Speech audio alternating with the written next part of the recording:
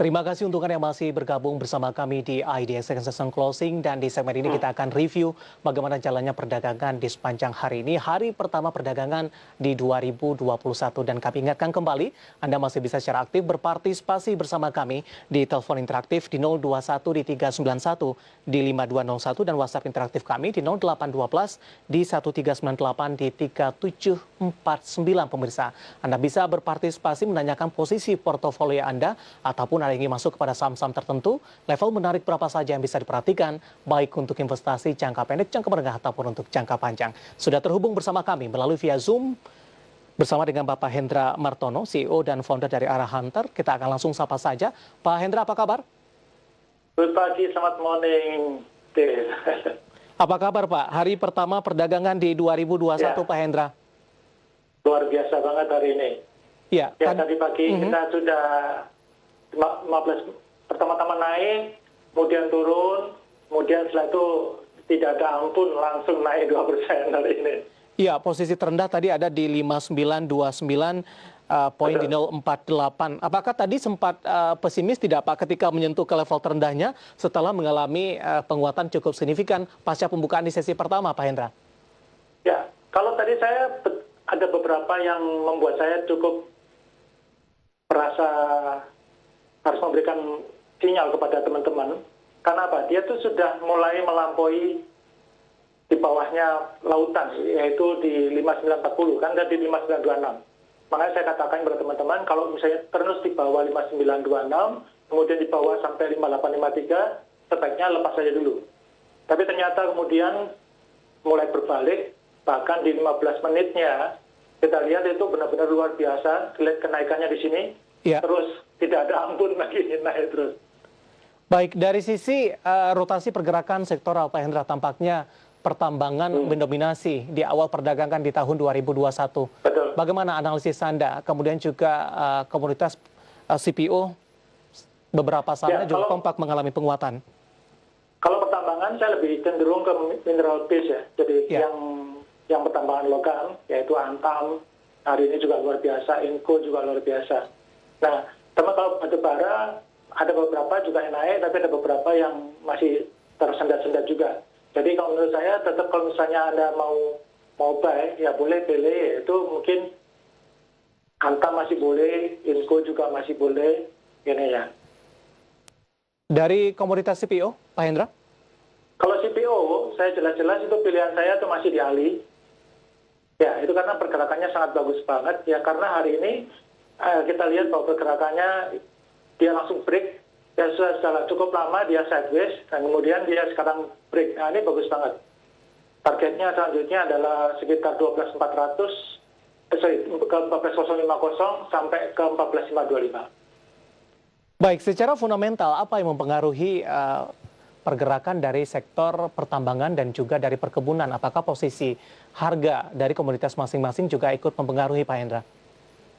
Kalau saya lihat ini karena masalah, kalau CPO terutama, karena La Nina.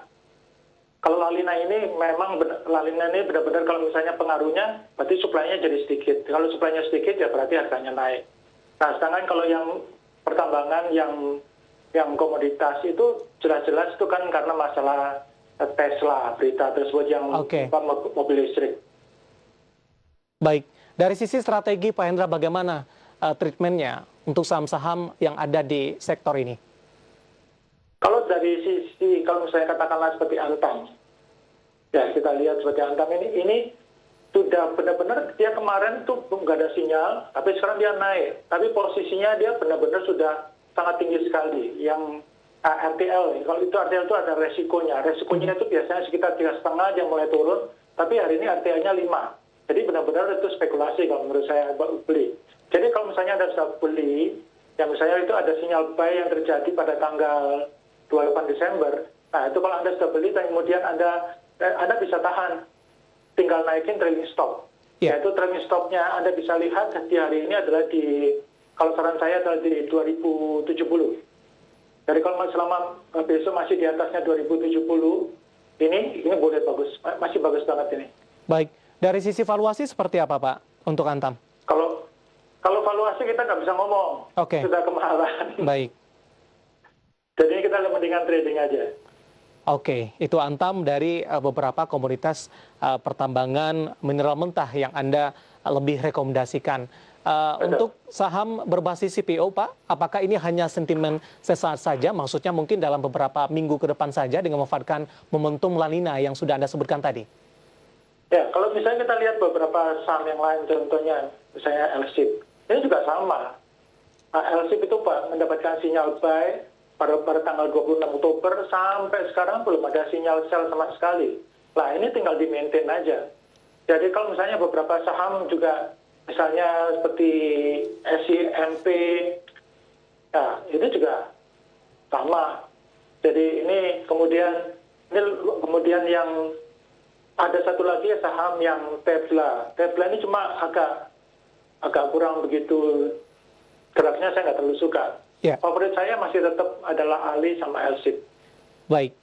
Pak Hendra, kalau kita perhatikan ini secara teknikalnya, pola pergerakan intraday tradingnya untuk beberapa saham yang ada di CPO, tampaknya ini mirip dengan pergerakan indeks harga saham gabungan. Karena beberapa saham dari CPO ini, ketika indeks harga saham gabungan menyentuh ke level terendahnya, sahamnya juga ikut mengalami. Kemudian ketika ISG rebound kembali di sepanjang perdagangan hari ini, saham-saham ini kembali mengalami penguatan. Apa yang kita bisa cermati dari pola pergerakan dari masing-masing saham yang ada di sektor CPO tersebut, Pak Hendra? Nah, ini yang kalau kita kebetulan saya memakai aplikasi Tiara ya, yang saya kembangkan, itu kita lihat di bawah ini. Nah, ketika di bawah ini, posisinya dia itu kan di atas nih. Kan di sini di bawah, kemudian di sini dia di atas. Ini artinya apa? Performanya dia mengalahkan ISG. Nah, ketika pertama kali ketemu sinyal 3 piksel hijau pekat seperti paling kanan bawah ini, wah itu berarti sinyalnya bagus banget. Jadi oleh karena itu kalau saya sih melihat bahwa saya bandingkan dulu antara harga sahamnya sama dengan ISG. Kalau dia berhasil naik kelas, ya posisinya seperti yang Anda lihat di sini ya, posisinya naik kelas ini, wah ini bagus banget. Jadi tunggu, nah kalau misalnya dia naik kelas tapi kuning ya sabar aja. Nah ketika dia hijau muda nih baik. 3 hijau mekat, waduh selesaikan aja tuh. Ya langsung ambil aja. Gitu. Baik, secara keseluruhan efek La Nina ini kepada saham-saham berbasis CPO ini akan berlangsung berapa lama ke depan? Dari sisi siklusnya? Kalau perkiraan masih sekitar sampai bulan Maret. Oke. Cuma sekali lagi ya, kalau mengenai alam itu kita nggak bisa ngomong tiba-tiba ternyata dia berubah. Betul Pak. Bisa-bisa aja bisa lebih lama, ya bisa-bisa lebih cepat. Kalau mengenai alam kita benar-benar oleh karena itu sangat saya sarankan hanya untuk trading aja lebih bagus. Baik, hanya untuk trading saham-saham berbasis CPO yang beberapa sahamnya hari ini kompak mengalami penguatan. Kemudian juga rekomendasi tadi dari pertambangan mineral mentah yang di beberapa saham yang direkomendasikan. Nah yang menarik juga Pak Hendra, di tengah penguatan indeks harga saham gabungan, ada beberapa saham yang mengalami koreksi yang cukup dalam. Termasuk salah satunya ada Pegas, Pak Hendra, yang hari ini auto reject bawah melemah di 6,95% dan ditutup di level 1.540. Dari informasi fundamentalnya, tadi juga dalam listing kami juga kita sampaikan ini terkait dengan MA mengabulkan pajak dari Menkyu ini. Totalnya cukup besar dan dikhawatirkan akan mempengaruhi dari kinerja dari Pegas ke depannya dan mereka meminta untuk melakukan pencicilan atau diangsur dalam hal ini. Bagaimana Anda melihat gambaran dari teknikal Pegas di sepanjang perdagangan hari ini, Pak? Ya, kalau kita lihat, karena kalau kita teknikal, itu kita mengatakan market discount everything. Nah, ini Anda lihat, jelas-jelas di sini ini ada sinyal dia di bawahnya garis biru ini, yang kita sebut, yang orang arah hunter disebut namanya lautan. Begitu dia sudah di bawahnya lautan. Ini mulai dari kita perhatikan, mulai dari tanggal 13 Oktober, dia terus-menerus di atas lautan. Nah, ketika sekarang dia pertama kali di bawah lautan seperti ini, maka buat Anda yang punya sahamnya dan sudah loss-nya lebih dari 10%, saran saya ya sudah, nggak ada jalan lain. Anda mendingan lepaskan aja dulu. Baik, sudah loss 10%, bagi yang sudah ambil posisi, dilepas terlebih dahulu. Bagi yang ingin ambil posisi Pak dengan memanfaatkan momentum koreksi yang terjadi, apakah sudah direkomendasikan Pak Hendra? Belum. Kalau misalnya Anda mau pun, ya itu Anda bisa perhatikan dia ada supportnya ini kan karena lautannya yang di 1624 ini sudah kena, sudah dilampaui. Maka next targetnya adalah yang menuju di bottom box-nya ini 1335. Nah, kalau 1335 ini ya masih jauh ya. Dan kalau 1335 ternyata dia tidak sempat tembus ke bawah, nah itu baru bagus. Iya. Apakah tunggu di level tersebut, Pak? Ya, kalau menurut saya sih boleh tunggu. Tapi selama kalau ternyata dia malah tembus ke bawah, ya jangan. Kalau misalnya nanti dia ternyata posisinya, katakanlah nanti dia tidak tembus bawah, kemudian dia naik, nah kayak begini ya ini boleh. Oke. Tapi kalau dia malah tembus ke bawah, ya jangan misalnya tiba-tiba ditembus lagi. Kalau tembus ke bawah lagi ya next targetnya ya di sini. Baik.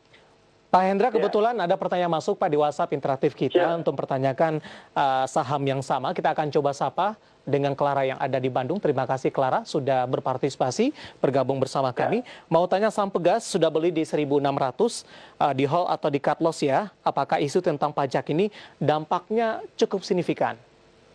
Ya, kalau kita bicara berarti harganya 1.600. Sekarang harganya 15.40 Pak. 1540. Berarti sudah rugi 3,8. Nah, kalau misalnya baru beli dan kemudian 3,8, ya saran saya misal yang seperti saya ngomong tadi, begitu kalau Anda sudah lebih dari 10% ya Anda harus cut dulu. Tapi kalau selama masih belum di bawah masih di bawah 10%, oke, tahan aja boleh. Baik. Ketika dalam posisi pemirsa Clara yang ada di Bandung di 1.600 dengan posisi cut loss saat ini, tadi juga Anda rekomendasikan untuk di hold saja begitu Pak Hendra ya? Ya, sementara kan kalau senang kelihatannya ini barusan beli nih. Ya. Dengan memanfaatkan momentum koreksi yang terjadi mungkin? Kalau Anda mau buy lagi di bawah, itu kita belum tahu. Soalnya kalau sementara, kalau dia kalau dia mampu naik lagi ke atas. Kalau ternyata dia malah tambah ke bawah lagi, kan sayang. Oke. Baik, jawaban untuk Clara yang ada di Bandung untuk Pegas yang sudah ambil posisi di 1.600 dan lagi-lagi keputusan investasi tetap ada di tangan Anda, para investor dan trader pasar modal Indonesia. Kita akan coba sapa pertanyaan selanjutnya ini, Pak Hendra. Ini tanpa menyebutkan nama dan lokasi, lagi-lagi saham Pegas. Apakah sudah direkomendasikan masuk untuk Pegas di posisi penutupan sesi kedua di perdagangan hari ini? Belum. Jadi tipe saya berbeda sama beberapa trader lain. Kalau saya itu tidak pernah istilahnya nangkep pisau jatuh seperti ini. Kecuali kalau Anda sudah belajar debus ya. Kalau kapan waktu yang tepat nunggu pisau jatuh? Yaitu ketika pisaunya sudah tertahan. Jadi misalnya seperti yang saya katakan tadi. Kalau misalnya dia sudah tertahan, misalnya di boxnya di bawah seperti ini, ya misalnya dia di 13,5, ya boleh. Tapi kalau selama masih malah tembus ke bawah lagi, terluka tangan Anda. Oke. Tapi paling tidak ada gambaran dari sisi supportnya kalau ingin masuk, Pak Hendra singkat saja.